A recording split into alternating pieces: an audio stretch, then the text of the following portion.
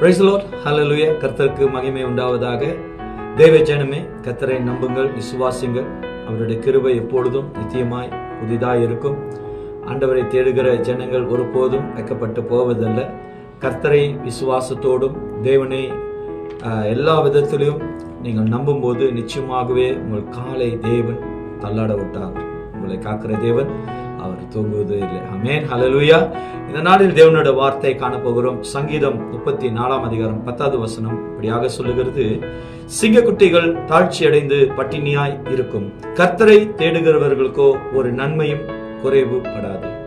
ஹல்லேலூயா. இந்த வசனத்தை நீங்கள் கேட்கும்போது நிச்சயமாக உங்களால் விசுவாசிக்க முடியும். காரணம் என்ன அப்படின்னா, ஆண்டவர் சொல்றாரு, சிங்கக்குட்டிகள் கூட பட்டினியா இருக்கும். காரணம், அவங்க வாழ்க்கையில அந்த அந்த பேருக்கு ஏற்ற ஒரு சோதனை வந்தாலும் கர்த்தரை நம்புகிற உங்களுக்கும் நம்மளோட வாழ்க்கையிலும் நிச்சயமாகவே அது குறைவுபடாது. காரணம் என்ன அப்படின்னா, நம்மள நடத்துகிறவர் கர்த்தர், நம்மளுக்கு வார்த்தையா இருக்கிறவர் ஆண்டவர்.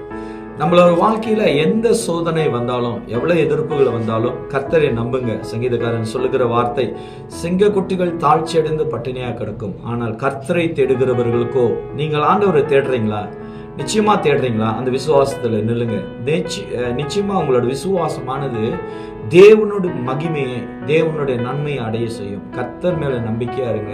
எந்த சூழ்நிலை வந்தாலும் சரி, எவ்வளவு போராட்டங்கள் வந்தாலும் சரி, தோல்விகள் வந்தாலும் சரி, நம்பினவர்கள் உங்களை கைவிட்டாலும் சரி, கர்த்தர் ஒரு நாளும் நம்மளை கைவிடவே மாட்டாரு. அதனால கர்த்தரை தேடுகிறவர்களுக்கோ ஒரு நன்மையும் குறைவும் படாது என்று சொன்ன வசனம் நீங்கள் விசுவாசிங்க. நிச்சயமாக உங்க வாழ்க்கையில அது பலனா இருக்கும்.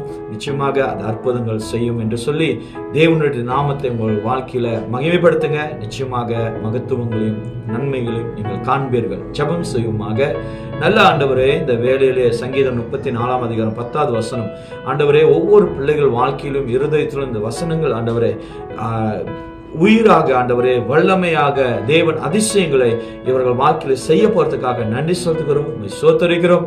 இவர்கள் எப்பொழுதும் எல்லா சூழ்நிலையிலும் ஆண்டவரை உண்மை பற்றி இருக்க, தேவனோட வார்த்தையை விசுவாசிக்க கர்த்தர் செய்வீராக. ஆசீர்வாதம் ஒவ்வொரு குடும்பங்களுக்குள்ளேயும் தேவ சமாதானம் இருப்பதாக.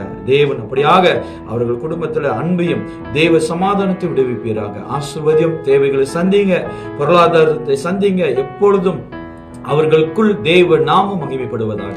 ஆசீர்வாதம். இயேசுவின் நாமத்தில் ஜெபிக்கிறேன் ஜீவனுள்ள நல்ல பிதாவே.